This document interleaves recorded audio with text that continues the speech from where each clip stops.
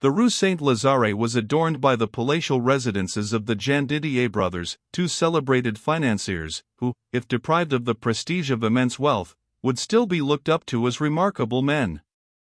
Why cannot the same be said of all men?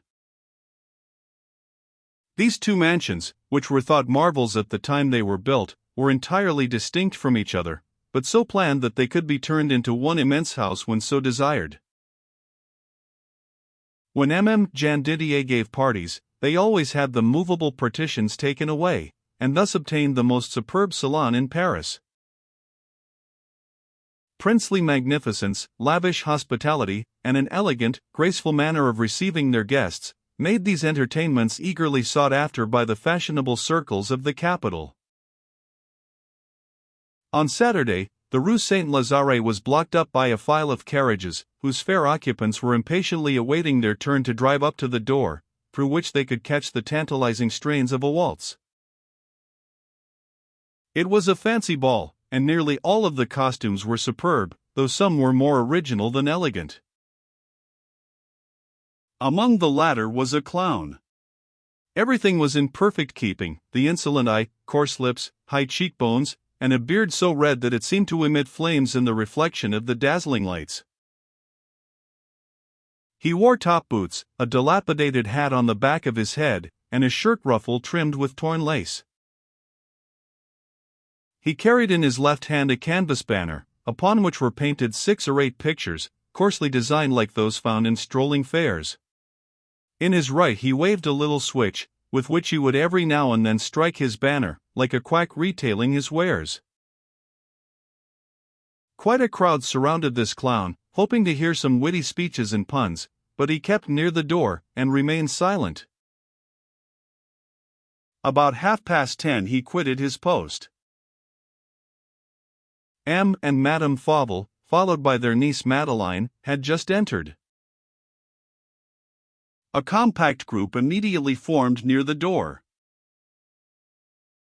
During the last 10 days, the affair of the Rue de Provence had been the universal topic of conversation, and friends and enemies were alike glad to seize this opportunity of approaching the banker, some to tender their sympathy, and others to offer equivocal condolence, which of all things is the most exasperating and insulting.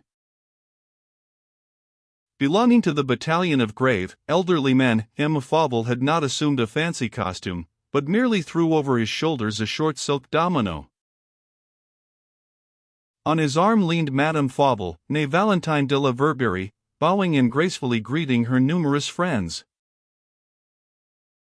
She had once been remarkably beautiful, and tonight the effect of the soft waxlights, and her very becoming dress, half restored her youthful freshness and comeliness. No one would have supposed her to be 48 years old. She wore a dress of the later years of Louis XIV's reign, magnificent and severe, of embroidered satin and black velvet, without the adornment of a single jewel. She looked so graceful and elegant in this court dress and powdered hair, that some ill-natured gossip said it was a pity to see a real La Verberie, so well fitted to adorn a queen's drawing-room, as all her ancestors had done before her, thrown away upon a man whom she had only married for his money. But Madeleine was the object of universal admiration, so dazzlingly beautiful and queen-like did she appear in her costume of maid of honor, which seemed to have been especially invented to set forth her beautiful figure. Her loveliness expanded in the perfumed atmosphere and soft light of the ballroom. Never had her hair looked so black, her complexion so exquisite, or her large eyes so brilliant. Having greeted the hosts, Madeleine took her aunt's arm, while Emile Fauvel wandered through the rooms in search of the card table, the usual refuge of bored men, when they are enticed to the ballroom by their womankind. The ball was now at its height. 2 orchestras, led by Strauss and one of his lieutenants, filled the 2 mansions with intoxicating music. The motley crowd whirled in the waltz until they presented a curious confusion of velvets, satins, laces, and diamonds. Almost every head and bosom sparkled with jewels, the palest cheeks were rosy, heavy eyes now shone like stars, and the glistening shoulders of fair women were like drifted snow in an April sun. Forgotten by the crowd, the clown had taken refuge in the embrasure of a window, and seemed to be meditating upon the gay scene before him. At the same time, he kept his eye upon a couple not far off. It was Madeline, dancing with a splendidly dressed doge. The doge was the Marquis de Clameren. He appeared to be radiant, rejuvenated, and well satisfied with the impression he was making upon his partner. At the end of a quadrille he leaned over her, and whispered compliments with the most unbounded admiration, and she seemed to listen, if not with pleasure, at least without repugnance. She now and then smiled, and coquettishly shrugged her shoulders. "Evidently," muttered the clown, "this noble scoundrel is paying court to the banker's niece, so I was right yesterday. But how can Emile Madeline resign herself to so graciously receive his insipid flattery? Fortunately, Prosper is not here now." He was interrupted by an elderly man wrapped in a Venetian mantle, who said to him, "You remember, M. Vergeret," this name was uttered half seriously, half banteringly, "what you promised me?" The clown bowed with great respect, but not the slightest shade of humility. "I remember," he replied. "But do not be imprudent, I beg you. Emma, the Count need not be uneasy, he has my promise." "Very good. I know the value of it." The Count walked off, but during this short colloquy the quadrille had ended, and M. de Clameren and Madeline were lost to sight. "I shall find them near Madame Fauvel," said the clown. And he at once started in search of the banker's wife.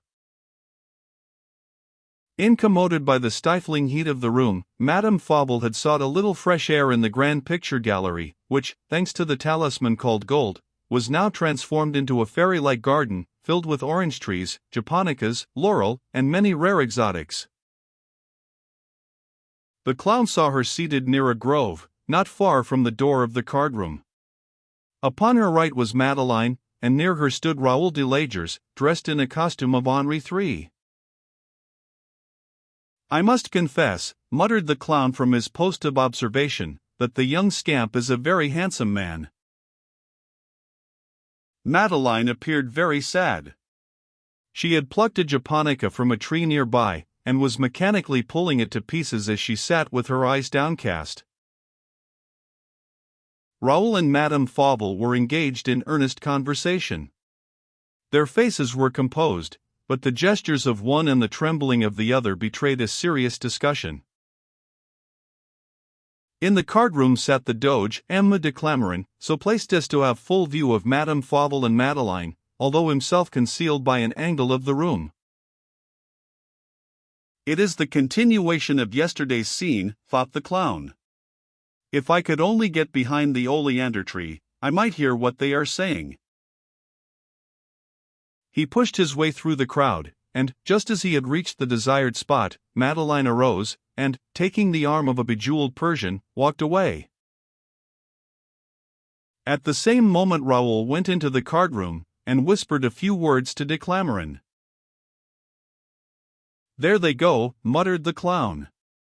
"The two scoundrels certainly hold these poor women in their power, and they are determined to make them suffer before releasing them. What can be the secret of their power?" His attention was attracted by a commotion in the picture gallery. It was caused by the announcement of a wonderful minuet to be danced in the ballroom, the arrival of the Countess de Clameren as Aurora, and the presence of the Princess Korasoff, with her superb emeralds, which were reported to be the finest in the world. In an instant the gallery became almost deserted. Only a few forlorn-looking people remained, mostly sulky husbands, and some melancholy youths looking awkward and unhappy in their gay fancy dresses. The clown thought it a favorable opportunity for carrying out his project. He abruptly left his corner, flourishing his switch, and beating his banner, and, crossing the gallery, seated himself in a chair between Madame Fauvel and the door. As soon as the people had collected in a circle around him, he commenced to cough in an affected manner, like a stump orator about to make a speech. Then he struck a comical attitude, standing up with his body twisted sideways, and his hat on one ear, and with great buffoonery and volubility made the following remarks. Ladies and gentlemen, this very morning I obtained a license from the authorities of this town. And what for? Why, gentlemen, for the purpose of exhibiting to you a spectacle which has already won the admiration of the 4 quarters of the globe, and several universities besides. Inside of this booth, ladies, is about to commence the representation of a most remarkable drama, acted for the first time at Pekin, and translated into several languages by our most celebrated authors. Gentlemen, you can take your seats, the lamps are lighted, and the actors are changing their dress. Here he stopped speaking, and imitated to perfection the feats which mountebanks play upon horns and kettledrums. Now, ladies and gentlemen, he resumed, you wish to know what I am doing outside, if the piece is to be performed under the tent. The fact is, gentlemen, that I wish to give you a foretaste of the agitations, sensations, emotions, palpitations, and other entertainments which you may enjoy by paying the small sum of 10 sous. You see this superb picture?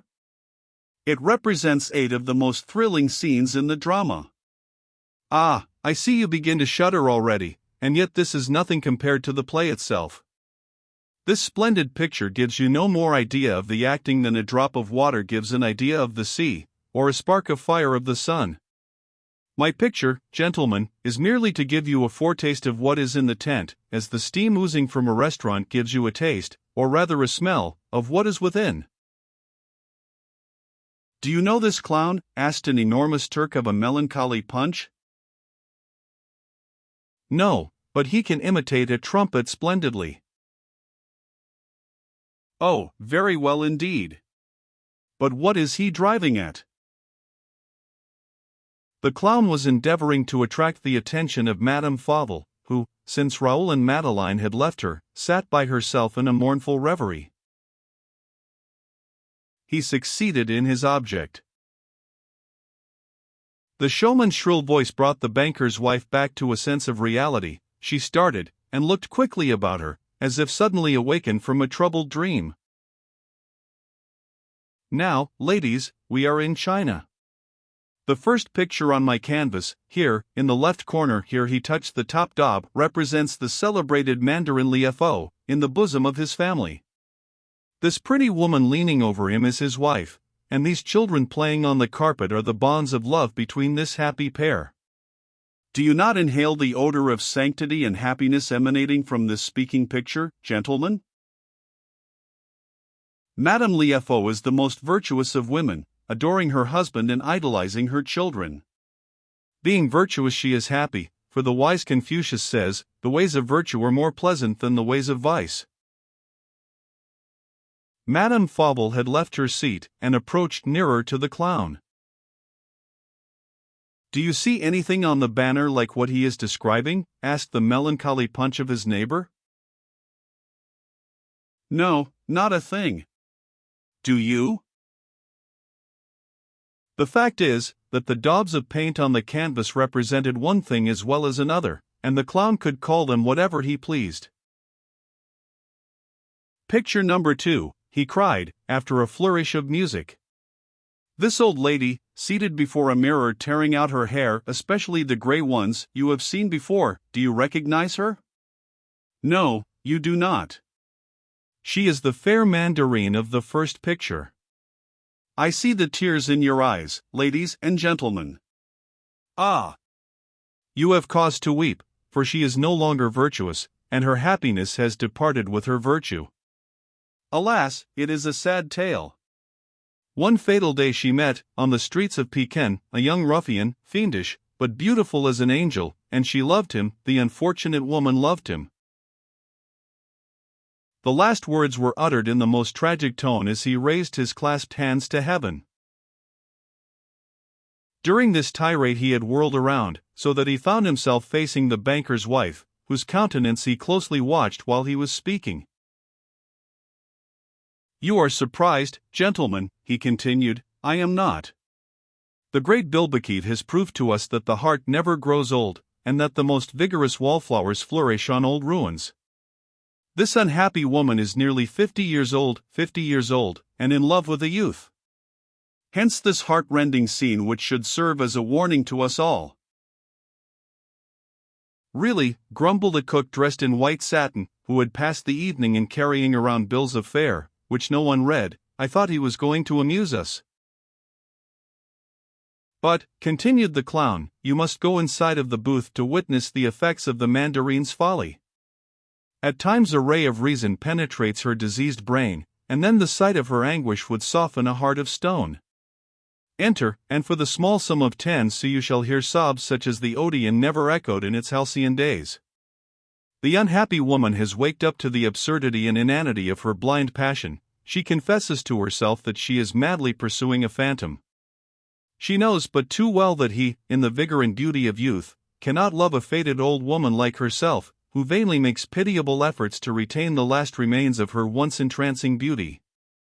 She feels that the sweet words he once whispered in her charmed ear were deceitful falsehoods. She knows that the day is near when she will be left alone, with nothing save his mantle in her hand. As the clown addressed this voluble description to the crowd before him, he narrowly watched the countenance of the banker's wife. But nothing he had said seemed to affect her. She leaned back in her armchair perfectly calm, and occasionally smiled at the tragic manner of the showman. Good heavens, muttered the clown uneasily, can I be on the wrong track? He saw that his circle of listeners was increased by the presence of the Doge M. de Clamorin. The third picture, he said, after a roll of drums, depicts the old mandarine after she has dismissed that most annoying of guests, remorse, from her bosom. She promises herself that interest shall supply the place of love in chaining the too seductive youth to her side. It is with this object that she invests him with false honors and dignity, and introduces him to the chief mandarins of the capital of the Celestial Empire. Then, since so handsome a youth must cut a fine figure in society, and as a fine figure cannot be cut without money, the lady must needs to sacrifice all of her possessions for his sake. Necklaces, rings, bracelets, diamonds, and pearls, all are surrendered. The monster carries all these jewels to the pawnbrokers on TNTSI Street, and then has the cruelty to refuse her the tickets, so that she may have a chance of redeeming her treasures. The clown thought that at last he had hit the mark. Madame Fauvel began to betray signs of agitation. Once she made an attempt to rise from her chair, but it seemed as if her strength failed her, and she sank back, forced to listen to the end. Finally, ladies and gentlemen, continued the clown, the richly stored jewel cases became empty. The day came when the mandarine had nothing more to give. It was then that the young scoundrel conceived the project of carrying off the jasper button belonging to the mandarin Liefo, a splendid jewel of incalculable value, which, being the badge of his dignity, was kept in a granite chest, and guarded by 3 soldiers night and day. Ah! The mandarine resisted a long time. She knew the innocent soldiers would be accused and crucified, as is the custom in Pekin, and this thought restrained her. But her lover besought her so tenderly, that she finally yielded to his entreaties, and the jasper button was stolen. The fourth picture represents the guilty couple stealthily creeping down the private stairway. See their frightened look, see. He abruptly stopped. 3 or 4 of his auditors rushed to the assistance of Madame Fauvel, who seemed about to faint, and at the same time he felt his arm roughly seized by someone behind him. He turned around and faced de Clamorin and Lagers, both of whom were pale with anger. "What do you want, gentlemen?" he inquired politely. "To speak to you," they both answered. "I am at your service." And he followed them to the end of the picture gallery, near a window opening on a balcony. Here they were unobserved except by the man in the Venetian cloak, whom the clown had so respectfully addressed as M. the Count. The minuet having ended, the orchestras were resting, and the crowd began to rapidly fill the gallery. The sudden faintness of Madame Fauvel had passed off unnoticed save by a few, who attributed it to the heat of the room. M. Fauvel had been sent for, but when he came hurrying in and found his wife composedly talking to Madeline, his alarm was dissipated, and he returned to the card tables. Not having as much control over his temper as Raoul, M. de Clameren angrily said, "In the first place, monsieur, I would like to know who you are." The clown, determined to answer as if he thought the question were a jest, replied in the bantering tone of a buffoon. "You want my passport, do you, my Lord Doge? I left it in the hands of the city authorities. It contains my name, age, profession, domicile, and every detail." With an angry gesture, M. de Clameren interrupted him.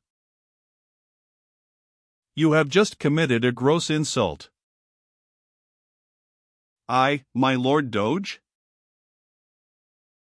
"Yes, you.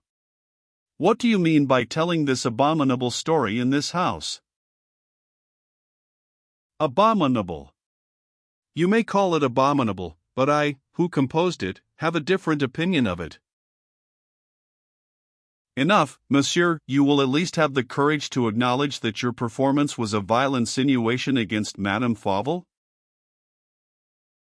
The clown stood with his head thrown back, and mouth wide open, as if astounded at what he heard. But anyone who knew him would have seen his bright black eyes sparkling with malicious satisfaction. "Bless my heart," he cried, as if speaking to himself. "This is the strangest thing I ever heard of. How can my drama of the Mandarin Liefau have any reference to Madame Fauvel, whom I don't know from Adam or Eve? I can't think how the resemblance, unless, but no, that is impossible." "Do you pretend," said M. de Clameren, "to be ignorant of M. Fauvel's misfortune?" The clown looked very innocent, and asked, "What misfortune?" "The robbery of which M. Fauvel was the victim. It has been in everyone's mouth, and you must have heard of it." "Ah, yes, I remember. His cashier ran off with 350,000 francs.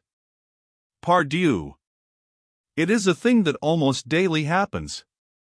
But, as to discovering any connection between this robbery and my play, that is another matter." M. de Clameren made no reply. A nudge from Lagers had calmed him as if by enchantment. He looked quietly at the clown, and seemed to regret having uttered the significant words forced from him by angry excitement. "Very well," he finally said in his usual haughty tone, "I must have been mistaken. I accept your explanation." But the clown, hitherto so humble and silly-looking, seemed to take offense at the word, and, assuming a defiant attitude, said, "I have not made, nor do I intend making, any explanation." "Monsieur," began de Clameren. "Allow me to finish, if you please. If, unintentionally, I have offended the wife of a man whom I highly esteem, it is his business to seek redress, and not yours. Perhaps you will tell me he is too old to demand satisfaction. If so, let him send one of his sons. I saw one of them in the ballroom tonight. Let him come. You asked me who I am, in return I ask you who are you, you who undertake to act as Madame Fauvel's champion? Are you her relative, friend, or ally? What right have you to insult her by pretending to discover an allusion to her in a play invented for amusement?" There was nothing to be said in reply to this. M. de Clameren sought a means of escape. "I am a friend of M. Fauvel," he said, "and this title gives me the right to be as jealous of his reputation as if it were my own. If this is not a sufficient reason for my interference, I must inform you that his family will shortly be mine. I regard myself as his nephew." "Ah! Next week, monsieur, my marriage with Madeline will be publicly announced." This news was so unexpected, so startling that for a moment the clown was dumb, and now his surprise was genuine. But he soon recovered himself, and, bowing with deference, said, with covert irony, "Permit me to offer my congratulations, monsieur. Besides being the belle tonight, Emile Madeleine is worth, I hear, $500,000. Raoul de Lagers had anxiously been watching the people near them, to see if they overheard this conversation. "We have had enough of this gossip," he said, in a disdainful tone. "I will only say one thing more, Master Clown, and that is, that your tongue is too long." "Perhaps it is, my pretty youth, perhaps it is, but my arm is still longer." De Clameren here interrupted them by saying, "It is impossible for one to seek an explanation from a man who conceals his identity under the guise of a fool. You are at liberty, my Lord Doge, to ask the master of the house who I am if you dare." "You are," cried Clameren, "you are." A warning look from Raoul checked the forge master from using an epithet which would have led to an affray, or at least a scandalous scene. The clown stood by with a sardonic smile, and, after a moment's silence, stared Emma de Clameren steadily in the face, and in measured tones said, "I was the best friend, monsieur, that your brother Gaston ever had. I was his adviser, and the confidant of his last wishes." These few words fell like a clap of thunder upon de Clameren. He turned deadly pale, and stared back with his hands stretched out before him, as if shrinking from a phantom. He tried to answer, to protest against this assertion, but the words froze on his lips. His fright was pitiable. "Come, let us go," said Lagers, who was perfectly cool. And he dragged Clameren away, half supporting him, for he staggered like a drunken man, and clung to every object he passed, to prevent falling. "Oh!" exclaimed the clown, in 3 different tones, "oh, oh!" He himself was almost as much astonished as the forge master, and remained rooted to the spot, watching the latter as he slowly left the room. It was with no decided object in view that he had ventured to use the last mysteriously threatening words, but he had been inspired to do so by his wonderful instinct, which with him was like the scent of a bloodhound. "What can this mean?" he murmured. "Why was he so frightened? What terrible memory have I awakened in his base soul? I need not boast of my penetration, or the subtlety of my plans. There is a great master, who, without any effort, in an instant destroys all my chimeras. He is called Chance." His mind had wandered far from the present scene, when he was brought back to his situation by someone touching him on the shoulder. It was the man in the Venetian cloak. "Are you very satisfied, M. Vergeret?" he inquired. "Yes, and no, M. the Count. No, because I have not completely achieved the object I had in view when I asked you for an invitation here tonight. Yes, because these 2 rascals behaved in a manner which dispels all doubt." "And yet you complain." "I do not complain, M. the Count. On the contrary, I bless chance, or rather Providence, which has just revealed to me the existence of a secret that I did not before even suspect." 5 or 6 people approached the Count, and he went off with them after giving the clown a friendly nod. The latter instantly threw aside his banner, and started in pursuit of Madame Fauvel. He found her sitting on a sofa in the large salon, engaged in an animated conversation with Madeleine. Of course they are talking over the scene, but what has become of Lagers and de Clameren? He soon saw them wandering among the groups scattered about the room, and eagerly asking questions. "I will bet my head these honorable gentlemen are trying to find out who I am. Keep it up, my friends, ask everybody in the room. I wish you success." They soon gave it up, but were so preoccupied, and anxious to be alone in order to reflect and deliberate, that, without waiting for supper, they took leave of Madame Fauvel and her niece, saying they were going home. The clown saw them go up to the dressing room for their cloaks, and in a few minutes leave the house.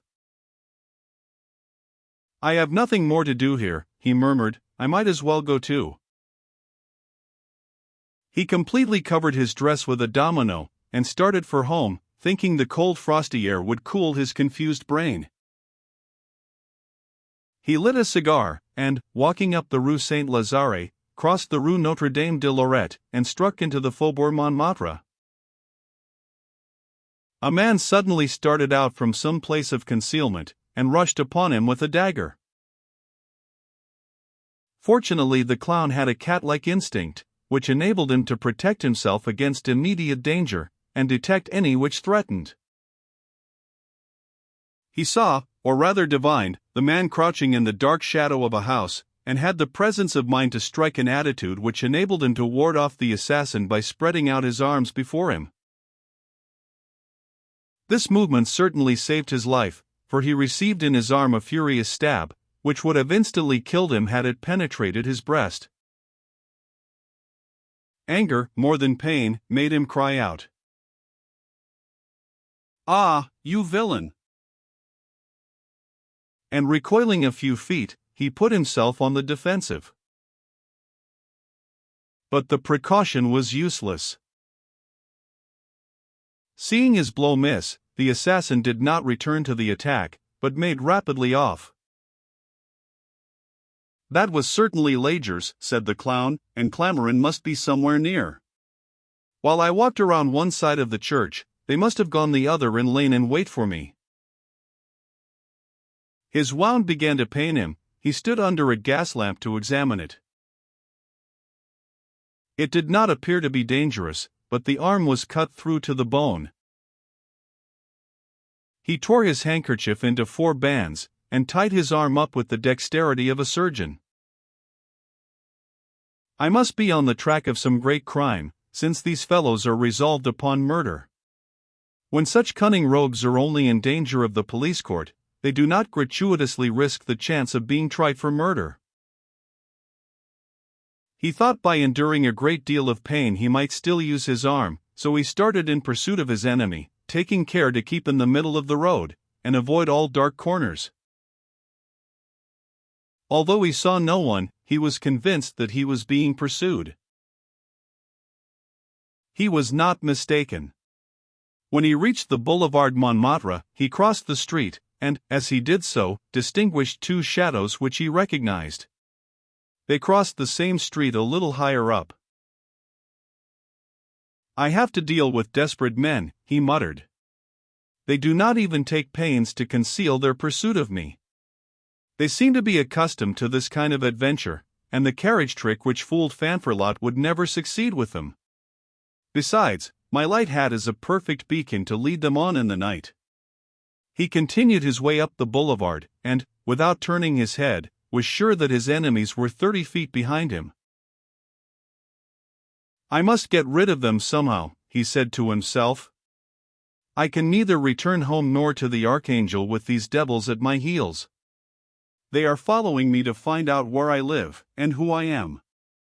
If they discover that the clown is M. Vergeret, and that M. Vergeret is M. Lecoq, my plans will be ruined. They will escape abroad with the money, and I shall be left to console myself with a wounded arm. A pleasant ending to all my exertions." The idea of Raoul and Clamarin escaping him so exasperated him that for an instant he thought of having them arrested at once. This was easy, for he had only to rush upon them, scream for help, and they would all 3 be arrested, carried to the watchhouse, and consigned to the commissary of police. The police often resort to this ingenious and simple means of arresting a malefactor for whom they are on the lookout, and whom they cannot seize without a warrant. The next day there is a general explanation, and the parties, if innocent, are dismissed. The clown had sufficient proof to sustain him in the arrest of Lagers. He could show the letter and the mutilated prayer book, he could reveal the existence of the pawnbroker's tickets in the house at Vezinhet, he could display his wounded arm. He could force Raoul to confess how and why he had assumed the name of Lagers, and what his motive was in passing himself off for a relative of Emile Fauvel. On the other hand, in acting thus hastily, he was ensuring the safety of the principal plotter, de Clameren. What proofs had he against him? Not one. He had strong suspicions, but no well-grounded charge to produce against him. On reflection, the clown decided that he would act alone, as he had thus far done, and that alone and unaided he would discover the truth of all his suspicions. Having reached this decision, the first step to be taken was to put his followers on the wrong scent. He walked rapidly up the Rue Sebastopol, and, reaching the square of the Arts-et Métiers, he abruptly stopped, and asked some insignificant questions of two constables who were standing talking together. The maneuver had the result he expected. Raoul and Clameren stood perfectly still about 20 steps off, not daring to advance. 20 steps. That was as much start as the clown wanted. While talking with the constables, he had pulled the bell of the door before which they were standing, and its hollow sound apprised him that the door was open. He bowed, and entered the house. A minute later the constables had passed on, and Lagers and Clameren in their turn rang the bell. When the concierge appeared, they asked who it was that had just gone in disguised as a clown. They were told that no such person had entered, and that none of the lodgers had gone out disguised that night. However, added the concierge, I am not very sure, for this house has a back door which opens on the Rue Saint-Denis. We are tricked, interrupted Lagers, and will never know who the clown is. Unless we learn it too soon for our own good, said Clameren musingly. While Lagers and Clameren were anxiously trying to devise some means of discovering the clown's identity, Vergeret hurried up the back street, and reached the Archangel as the clock struck 3. Prosper, who was watching from his window, saw him in the distance, and ran down to open the door for him. What have you learned? He said. What did you find out? Did you see Madeleine? Were Raoul and Clameren at the ball? But M. Vergeret was not in the habit of discussing private affairs where he might be overheard. First of all, let us go into your room, and get some water to wash this cut, which burns like fire. Heavens! Are you wounded? Yes, it is a little souvenir of your friend Raoul. Ah, I will soon teach him the danger of chopping up a man's arm. Prosper was surprised at the look of merciless rage on his friend's face, as he calmly washed and dressed his arm. Now, Prosper, we will talk as much as you please. Our enemies are on the alert, and we must crush them instantly, or not at all. I have made a mistake. I have been on the wrong track. It is an accident liable to happen to any man, no matter how intelligent he may be. I took the effect for the cause. The day I was convinced that culpable relations existed between Raoul and Madame Fauvel, I thought I held the end of the thread that must lead us to the truth. I should have been more mistrustful. This solution was too simple, too natural. Do you suppose Madame Fauvel to be innocent? Certainly not. But her guilt is not such as I first supposed. I imagine that, infatuated with a seductive young adventurer, Madame Fauvel had first bestowed upon him the name of one of her relatives, and then introduced him as her nephew. This was an adroit stratagem to gain him admission to her husband's house. She began by giving him all the money she could dispose of. Later she let him take her jewels to the pawnbrokers. When she had nothing more to give, she allowed him to steal the money from her husband's safe. That is what I first thought. And in this way everything was explained? No, this did not explain everything, as I well knew at the time, and should, consequently, have studied my characters more thoroughly. How is Clameren's position to be accounted for, if my first idea was the correct one? Clamarin is Leger's accomplice, of course. Ah, there is the mistake. I for a long time believed Legers to be the principal person, when, in fact, he is not. Yesterday, in a dispute between them, the forge master said to his dear friend, and, above all things, my friend, I would advise you not to resist me, for if you do I will crush you to atoms. That explains all. The elegant Legers is not the lover of Madame Fauvel, but the tool of Clamarin. Besides, did our first suppositions account for the resigned obedience of Madeline? It is Clamarin, and not Legers, whom Madeline obeys. Prosper began to remonstrate. M. Vergeret shrugged his shoulders. To convince Prosper he had only to utter one word, to tell him that 3 hours ago Clamarin had announced his intended marriage with Madeline, but he did not. Clamarin, he continued, Clamarin alone has Madame Fauvel in his power. Now, the question is, what is the secret of this terrible influence he has gained over her? I have positive proof that they have not met since their early youth until 15 months ago, and, as Madame Fauvel's reputation has always been above the reach of slander, we must seek in the past for the cause of her resigned obedience to his will. We can never discover it, said Prosper mournfully. We can discover it as soon as we know Clamarin's past life. Ah, tonight he turned as white as a sheet when I mentioned his brother Gaston's name. And then I remembered that Gaston died suddenly, while his brother Louis was making a visit. Do you think he was murdered?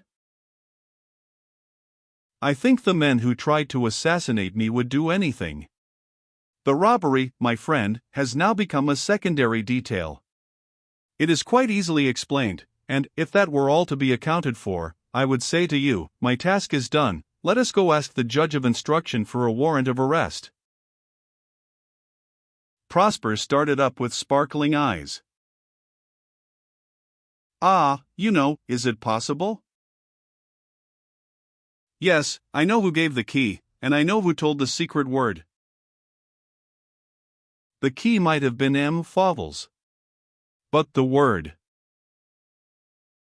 The word you were foolish enough to give.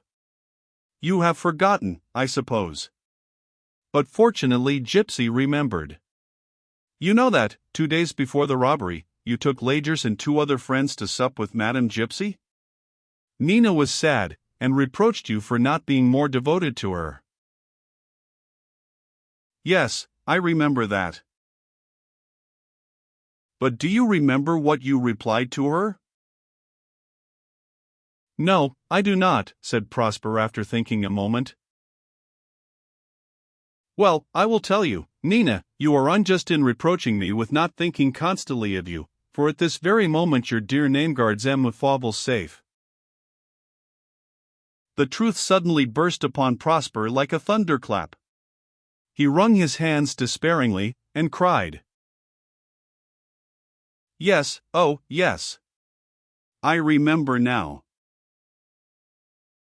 Then you can easily understand the rest. One of the scoundrels went to Madame Fauvel, and compelled her to give up her husband's key, then, at a venture, placed the movable buttons on the name of Gypsy, opened the safe, and took the 350,000 francs. And Madame Fauvel must have been terribly frightened before she yielded. The day after the robbery the poor woman was near dying, and it was she who at the greatest risk sent you the 10,000 francs. But which was the thief, Raoul or Clamarin? What enables them to thus tyrannize over Madame Fauvel? And how does Madeline come to be mixed up in the affair? These questions, my dear Prosper, I cannot yet answer, therefore I postpone seeing the judge. I only ask you to wait 10 days, and, if I cannot in that time discover the solution of this mystery, I will return and go with you to report to M. Patrigent all that we know. Are you going to leave the city? In an hour I shall be on the road to Beaucaire. It was from that neighborhood that Clamarin came, as well as Madame Fauvel, who was a Emile de la Verberie before marriage. Yes, I knew both families. I must go there to study them. Neither Raoul nor Clamarin can escape during my absence. The police are watching them. But you, Prosper, must be prudent. Promise me to remain a prisoner here during my trip." All that M. Vergeret asked, Prosper willingly promised. But he did not wish to be left in complete ignorance of his projects for the future, or of his motives in the past. "Will you not tell me, monsieur, who you are, and what reasons you had for coming to my rescue?" The extraordinary man smiled sadly, and said, "I tell, in the presence of Nina, on the day before your marriage with Madeline." Once left to his own reflections, Prosper began to appreciate the powerful assistance rendered by his friend. Recalling the field of investigation gone over by his mysterious protector, he was amazed at its extent. How many facts had been discovered in a week, and with what precision, although he had pretended to be on the wrong track? Vergeret had grouped his evidence, and reached a result which Prosper felt he never could have hoped to attain by his own exertions. He was conscious that he possessed neither Vergeret's penetration nor his subtlety. He did not possess this art of compelling obedience, of creating friends at every step, and the science of making men and circumstances unite in the attainment of a common result. He began to regret the absence of his friend, who had risen up in the hour of adversity. He missed the sometimes rough but always kindly voice, which had encouraged and consoled him. He felt woefully lost and helpless, not daring to act or think for himself, more timid than a child when deserted by his nurse. He had the good sense to follow the recommendations of his mentor. He remained shut up in the Archangel, not even appearing at the windows. Twice he had news of M. Vergeret. The first time he received a letter in which this friend said he had seen his father, and had had a long talk with him. Afterward, Dubois, M. de Clamarin's valet, came to tell him that his patron reported everything as progressing finely. On the 9th day of his voluntary seclusion, Prosper began to feel restless, and at 10 o'clock at night set forth to take a walk, thinking the fresh air would relieve the headache which had kept him awake the previous night. Madame Alexander, who seemed to have some knowledge of M. Vergeret's affairs, begged Prosper to remain at home. "What can I risk by taking a walk at this time, in a quiet part of the city?" he asked. "I can certainly stroll as far as the Jardin des Plantes without meeting anyone."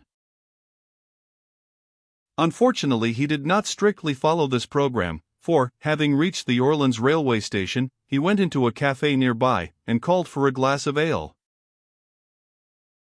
As he sat sipping his glass, he picked up a daily paper, The Sun, and under the head of fashionable gossip, signed Jacques Durand, read the following: "We understand that the niece of one of our most prominent bankers, M. André Fauvel, will shortly be married to M. le Marquis Louis de Clamarin. The engagement has been announced." This news, coming upon him so unexpectedly, proved to Prosper the justness of M. Vergeret's calculations. Alas! Why did not this certainty inspire him with absolute faith? Why did it not give him courage to wait, the strength of mind to refrain from acting on his own responsibility? Frenzied by distress of mind, he already saw Madeline indissolubly united to this villain, and, thinking that M. Vergeret would perhaps arrive too late to be of use, determined at all risks to throw an obstacle in the way of the marriage. He called for pen and paper, and forgetting that no situation can excuse the mean cowardice of an anonymous letter, wrote in a disguised hand the following lines to M. Fauvel: "Dear Sir, you consigned your cashier to prison. You acted prudently, since you were convinced of his dishonesty and faithlessness. But, even if he stole 350,000 francs from your safe, does it follow that he also stole Madame Fauvel's diamonds, and pawned them at the Mont de Piet, where they now are? Warned as you are, if I were you, I would not be the subject of public scandal. I would watch my wife, and would be distrustful of handsome cousins. Moreover, I would, before signing the marriage contract of Emile Madeline, inquire at the prefecture of police, and obtain some information concerning the noble Marquis de Clamaran. A friend. Prosper hastened off to post his letter. Fearing that it would not reach M. Fauvel in time, he walked up to the Rue Cardinal Lemoyne, and put it in the main letter box, so as to be certain of its speedy delivery. Until now he had not doubted the propriety of his action. But now, when too late, when he heard the sound of his letter falling into the box, 1,000 scruples filled his mind. Was it not wrong to act thus hurriedly? Would not this letter interfere with M. Vergeret's plans? Upon reaching the hotel, his doubts were changed into bitter regrets. Joseph Dubois was waiting for him. He had received a dispatch from his patron, saying that his business was finished, and that he would return the next evening at 9 o'clock. Prosper was wretched. He would have given all he had to recover the anonymous letter. And he had cause for regret. At that very hour M. Vergeret was taking his seat in the cars at Tarascon, meditating upon the most advantageous plan to be adopted in pursuance of his discoveries. For he had discovered everything, and now must bring matters to a crisis.